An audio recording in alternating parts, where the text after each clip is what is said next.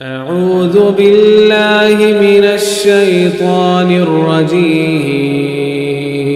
پناہ مانگتا ہوں میں اللہ کی شیطان مردود سے۔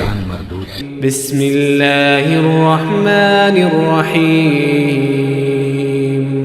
شروع اللہ کا نام لے کر جو بڑا مہربان نہایت رحم والا ہے۔ اب آئیے نیکسٹ، میں جسے آج ایک نیا اینگل کہہ رہا ہوں وہ کیا ہے۔ دیکھیے، اطاعت کے دو پہلو ہیں، انفرادی اور اجتماعی۔ میری مراد کیا ہے؟ ان کی ریشو پروپورشن مختلف ہوگی۔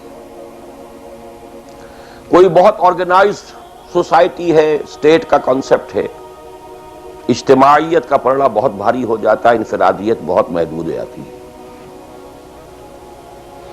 کوئی بڑی پریمیٹیو سی سوسائٹی ہے، آرگنائزڈ اسٹیٹ نہیں ہے، تو انفرادیت کا دائرہ وسیع ہوتا ہے، اجتماعیت محدود ہوتی ہے، ان ویریس پروپورشنز۔ لیکن پہلے ان کو آئیڈینٹیفائی کیجئے، اس سے میری مراد کیا ہے۔ ایک وہ اللہ کی اطاعت ہے کہ جو ایک انسان کے اپنے بس میں ہے، وہ کر سکتا ہے، چاہے بھوک آ جائے، فاقہ آ جائے، نقصان ہو جائے، جان کا اندیشہ ہو جائے، یہ کر سکتا ہے۔ ایک وہ اطاعت ہے جو کسی صورت کر ہی نہیں سکتا جب تک کہ اجتماعی ماحول نہ بدلے۔ کتنا ہی سنسیئر ہو، کتنا ہی نیک ہو، کتنا ہی فیصلہ کر لے، کر ہی نہیں سکتا، وہ اس کے ہاتھ میں ہے ہی نہیں۔ ایک ریاست ہے، آرگنائز اسٹیٹ ہے، اس کا لا ہے، آپ اس میں رہ رہے ہیں تو وہی قانون چلے گا، آپ کے بس میں نہیں ہے۔ آپ کا بیٹا فرض کیجئے خدا نہ خواستہ زنا کرے تو آپ سے رجم نہیں کر سکتے، چاہے آپ کا بیٹا ہے۔ You have no power, no authority. آپ کا اپنا بیٹا اپنی بیٹی چوری کر لے، آپ ہاتھ نہیں کاٹ سکتے۔ مجھے یاد آ رہا ہے، لو ان فاطمہ بنت محمد سرقت، بالفرض ہی کہہ رہا ہوں نا میں بھی، مفروضے کے طور پر آپ نہیں ہاتھ کاٹ سکتے۔ ایک معاشرہ ہے جس کے اندر پوری معیشت جو ہے سود کے اوپر ہے، آپ سانس بھی نہیں لے سکتے کہ جو سود سے خالی ہو، امپاسبل۔ ایک اسٹیٹ ہے، آپ اس کے سٹیزن ہیں، آپ اس کے کانسٹیٹیوشن کے لائل ہیں، فیتھفل ہیں۔ تو جیسا کہ میں نے کہا تھا، آرگنائز سوسائٹی اسٹیٹ میں یہ دائرہ بہت بڑھ جاتا ہے۔ ٹرائبل ہے، وہاں یہ کہ انفرادیت کا کافی دائرہ ہوتا ہے، قانون کم سے کم ہوتے ہیں، نظم کم سے کم ہوتا ہے، سسٹم جو ہے اس کی گرفت کم سے کم ہوتی ہے۔ اب دیکھیے، دو حیثیتیں دنیا میں ممکن ہیں۔ ایک انتہائی خوش بختی کی، انتہائی خوش قسمتی کی کہ ایک انسان ایک ایسے ماحول میں پیدا ہو گیا ہے، یا وہ ہجرت کر کے ایسے ماحول میں چلا گیا ہے جہاں ٹوٹل دین غالب ہے، دین قائم ہے، نظام ہے ہی دین کا، حکومت ہے ہی اللہ کی۔ وہاں جا کر انسان کتنا how at ease he will feel, no friction. وہ بھی اللہ کی بندگی کرنا چاہتا ہے، ماحول بھی سازگار ہے، پورا نظام بھی اللہ کی بندگی پر ہے، پورا قانون بھی اللہ ہی کا نافذ ہے، پورا تعلیم کا ڈھانچہ بھی اللہ ہی کے ہدایت کے مطابق ہے، تمام ذرائع ابلاغ سے بھی اسی کے مطابق چیزیں ہیں جو نشر ہو رہی ہیں، آڈیو ویژول سب کچھ۔ انتہائی خوش قسمتی، موسٹ فارچونیٹ کہ ایک انسان ایسے ماحول میں ہو۔ لیکن فرض کیجئے کہ وہ ایسے ماحول میں ہے جہاں اللہ کا دین غالب نہیں ہے، بہت محدود سا حصہ ہے جس میں وہ اللہ کا حکم مان سکتا ہے، نماز وہ پڑھ سکتا ہے، روزہ رکھ سکتا ہے، کوئی نہیں روکتا۔ اسرائیل میں بھی جا کے پڑھ لیجئے نماز اور روزہ، امریکہ میں کر لیجئے، بھارت میں کر لیجئے، کوئی نہیں روکتا، نو وے۔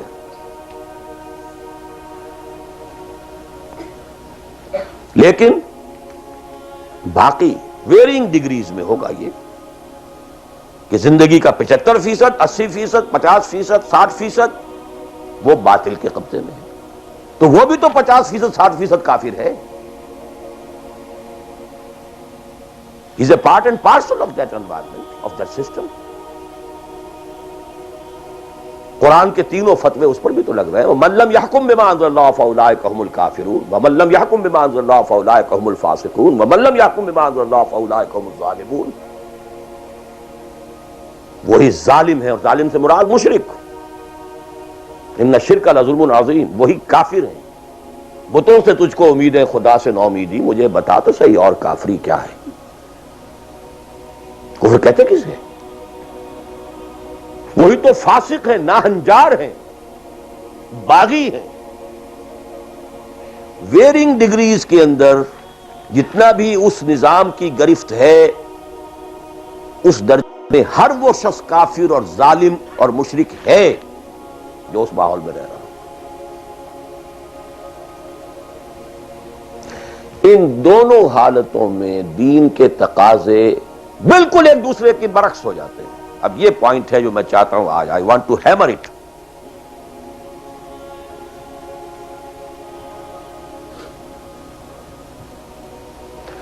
اگر آپ خلافت راشدہ کے دوران پیدا ہو گئے ہوتے، موسٹ فارچونیٹ، موسٹ ایزی. دین قائم ہے، اللہ کے احکام جاری ہے، سارا نظام وہی ہے، دی ہول اسٹیٹ کرافٹ وہ اسلام کی بنیاد پر کام کر رہا ہے. آپ ایک سٹیزن ہیں، آپ کے لیے تقرب بالنوافل کے درجے کھلے ہیں. فرض تو پورے ہیں یہاں، نفل نماز پڑھیے، نفل علم حاصل کیجئے، نفل روزے رکھتے چلے جائیے، نفلی چلے کیجئے، جو چاہیے کیجئے. تقرب بالنوافل. اور اس تقرب بالنوافل کا درجہ یہاں تک اونچا ہو سکتا ہے وَيَتَقَرَّبُ إِلَيَّ عَبْدِي بِالنَّوَافِلِ حَتَّى أَكُونَ.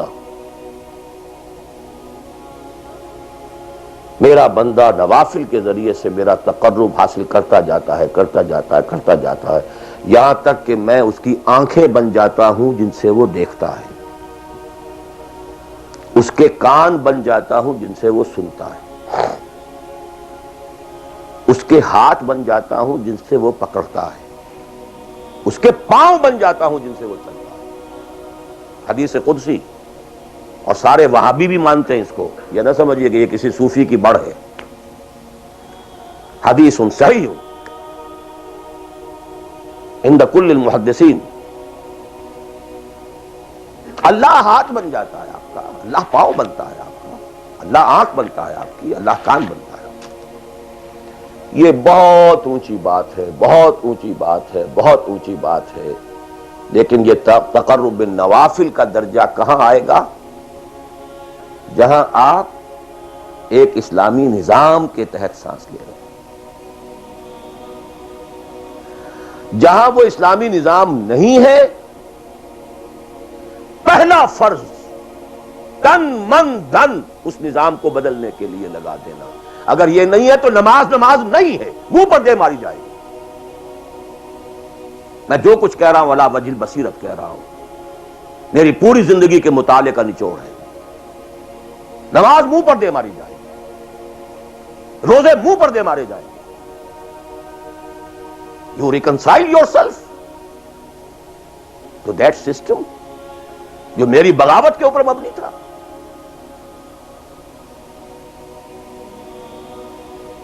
پہلا فرض یہ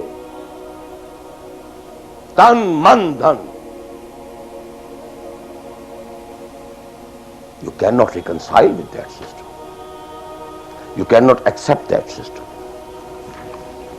اس میں اپنے آپ کو اکوموڈیٹ کرنا، اس میں اچھے کیریئر تلاش کرنا، اس میں اچھی جائیداد بنانا، اس میں پیسہ جمع کرنا، اس میں اچھی سے اچھی بچوں کو ایجوکیشن تاکہ بہتر سے بہتر زندگی وہ بھی گزار سکیں، سب کا سب حرام، مطلقاً حرام.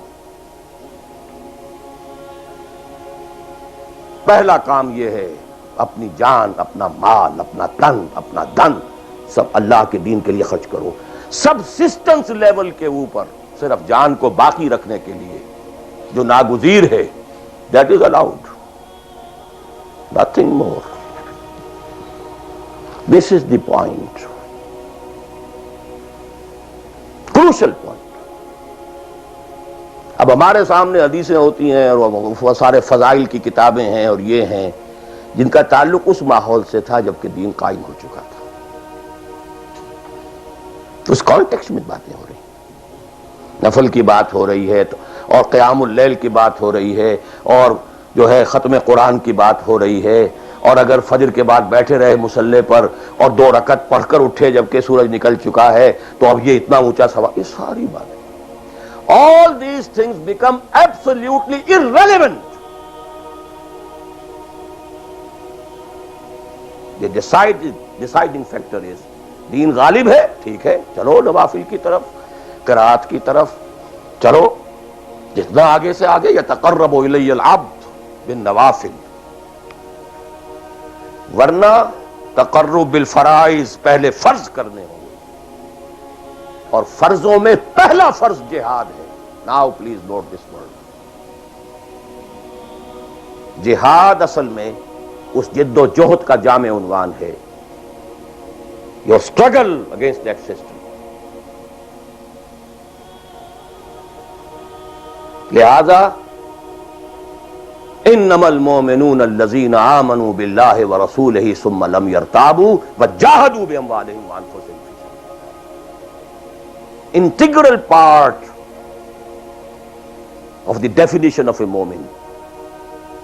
اگر زندگی اس سے خالی ہے یا اتنی ہے بس جتنی ہو جائے نفل کے درجے میں، اصل وقت اصل دھارا بہ رہا ہے دنیا کی طرف، دنیا کے حصول کے لیے، جتنا پھیل سکیں، جتنا پھل سکیں، جتنا پھول سکیں، جتنی جڑیں گہری جما سکیں، جتنا کچھ اولاد کے لیے چھوڑ کر مر سکیں، جتنا اولاد کو زیادہ سے زیادہ دنیا کی سہولتیں دینے حاصل کرنے کے قابل بنا کر جا سکیں، ساری تو توانائیاں اور ساری قوتیں اور ساری صلاحیتیں اور سارے اوقات تو کپے ہوئے اس میں. اچھا آپ کو تھوڑا سا دین کا کام بھی، آخر دھوکہ تو اپنے آپ کو دینا ہی ہے نا.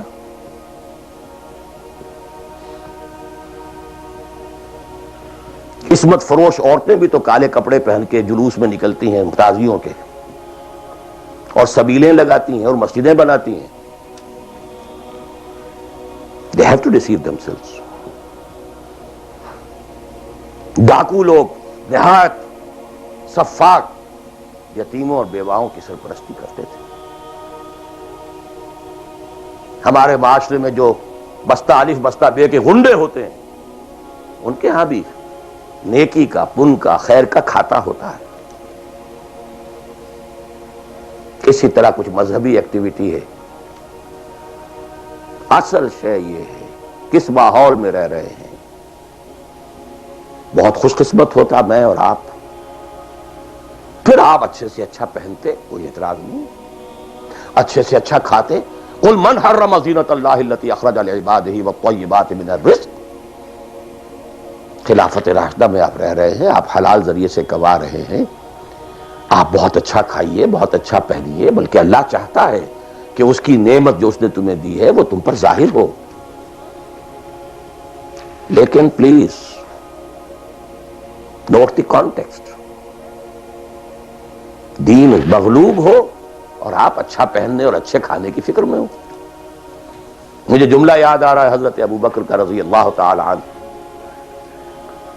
تھوڑا سا مسئلہ ہوا تھا کہ لوگوں نے کہا کہ زکوٰۃ ہم دیں گے لیکن زکوٰۃ ریاست کو نہیں دیں گے، اپنے طور پر خرچ کریں گے. حضرت ابو بکر نے فیصلہ کیا ان کے خلاف جنگ کا. حضرت عمر جیسی شخصیت بھی مشورہ دے رہی ہے کہ دیکھیں نہیں، 2 فرنٹ پہلے ہم نے کھولے ہوئے ہیں. جیش اسامہ کو بھی آپ نے روکا نہیں، جائے حضور نے تیار کیا تھا.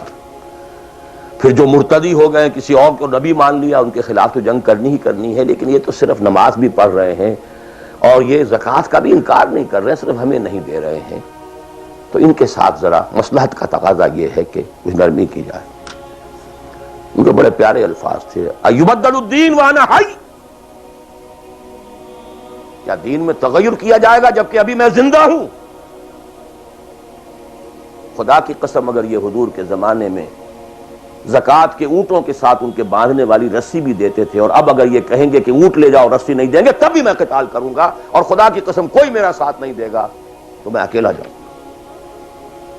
اور اے عمر تمہیں کیا ہو گیا؟ تم جاہلیت میں تو بڑے سخت تھے، اسلام میں آ کر تم نرم ہو گئے ہو۔ یہ ڈانٹ ابو بکر پلا رہے ہیں عمر کو رضی اللہ تعالی عنہ۔ تو اچھی طرح جان لیجئے، اب میں نہیں کہہ سکتا کہ میں کس طریقے سے اس کو بیان کروں، کیسے ٹھوک ٹھوک کر آپ کے ذہنوں میں اتار دوں۔ یہ ہے اصل شے، دین کا سارا سٹرکچر ہی بالکل ریورس ہو جاتا، the whole value structure absolutely changes. Then Ghalib ہے تو وہ ساری باتیں ہیں جو ہم نے خوب یاد کی ہوئی ہیں۔ آسے حقوق والدین بھی تو ہے نا، آخر بچوں کے حقوق بھی تو ہے نا۔ یہ حقوق والدین جو ہے ان مہاجرین کو یاد نہیں آئے جو اپنے ماں باپ کو چھوڑ کر مدینے پہنچ گئے تھے۔ یہ اولاد کے حقوق انہیں یاد نہیں آئے، بیویوں کے حقوق یاد نہیں آئے۔ وہ تو فینیٹکس تھے نا، پاگل تھے نا۔ مدینے کے منافقین نے انہیں سفہاء کہا تھا، بے وقوف لوگ ہیں یہ۔ انؤمن کما آمن السفہاء، these fools, these fanatics۔ یہ ساری حدیثیں آپ کو یاد ہیں۔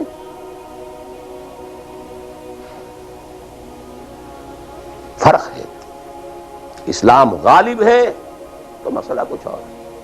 اچھا کھائیں، اچھا پہنیں، نوافل ہے، نوافل پر نوافل ہے، جتنی ترقی کیجئے، دنیا میں کرنا چاہے دنیا میں کیجئے، روحانی ترقی کرنا چاہے روحانی ترقی کیجئے، سارے میدان کھلے ہیں۔ علم میں، پروفیشن میں، کسی خاص فن میں ترقی کرنا چاہے کیجئے۔ دین غالب نہیں ہے، اور آپ خود 50%، 60%، 70%، 90% کافر ہیں، اس لیے کہ اس ماحول کا جز ہیں جس میں کفر کا نظام ہے۔ تو پہلا کام تو اپنے آپ کو اس کفر سے نجات دلانا ہوگا، پھر نماز بھی اسی کے لیے ہے۔ وَاسْتَعِينُوا بِالصَّبْرِ وَالصَّلَاةِ، مدد حاصل کرو نماز سے۔ کس کام کے لیے مدد حاصل کرو؟ The mission to make the deen of Allah supreme، ان اقیموا الدین۔ نماز اس کے لیے سبسروینٹ ہے، اس کے لیے مدد ہے۔ روزہ اسی کے لیے جنگ کرنے کی صلاحیت پیدا کرنے کے لیے ہے۔ اس لیے 23ویں رکوع میں سورہ بقرہ کے روزے اور رمضان کے احکام ہے، 24ویں رکوع میں قتال شروع ہو گیا۔ قاتلوا فی سبیل اللہ الذین یقاتلونکم۔ اور عرب جو ہیں وہ روزہ رکھواتے ہی صرف گھوڑوں کو تھے، خود تو رکھتے ہی نہیں تھے، چونکہ گھوڑے کو استعمال کرتے تھے لوٹ مار میں، غارت گری میں، جنگوں میں۔ اور گھوڑا ہے نرم نازک مزاج جانور، پیاس برداشت نہیں کر سکتا، بھوک برداشت نہیں کر سکتا، اونٹ تو کر جاتا، چاہیے تھا انہیں گھوڑا، لہذا گھوڑے کو عادی بناتے تھے دھوپ کا، پیاس کا، بھوک کا، تاکہ ایسا نہ ہو کہ اہن مارکے کا وقت اور گھوڑے صاحب جواب دیے بیٹھے ہوں تو سوار کیا کرے گا۔ تو ساما یسومو عربی زبان میں گھوڑے کے لیے تھا، انسانوں کے لیے تھا ہی نہیں۔ یہ تو مدینے میں آنے کے بعد پھر حضور نے یہودیوں کو دیکھا کہ روزہ رکھتے ہیں، تو آپ نے بھی مسلمانوں سے کہا عاشورہ کا روزہ ہے وغیرہ وغیرہ، چھوڑ دیجیے اس بات کو، لمبی ہو جائے گی۔ یہ ساری چیزیں اصل میں ہیں اس مقصد کے لیے۔